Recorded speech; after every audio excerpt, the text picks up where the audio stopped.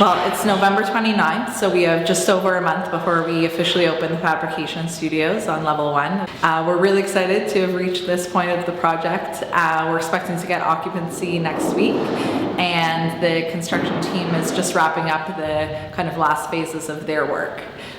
So to recap, the main objectives of the project were to expand the studios on this level and also refurbish them. So adding new lighting, new HVAC, adjusting controls, bringing in some new equipment, organizing the furniture and equipment in a more efficient way.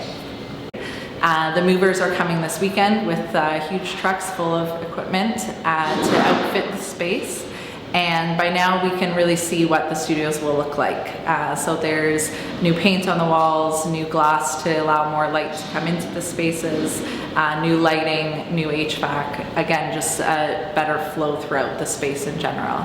Right now I'm in the new Waterjet room, which is really excited. We've never had a Waterjet here before at OCAD. It's a piece of equipment that will enable the rapid prototyping studio to support various curriculum and practices of students and faculty.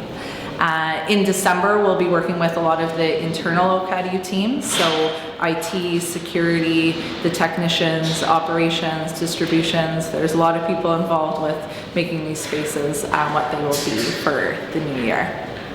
We're so excited to have students and faculty back in the spaces in the new year. We know that it's been quite a challenge for many people. There's still, definitely a push ahead. So in advance, we thank the technicians and many staff and faculty who have been a part of making this project happen.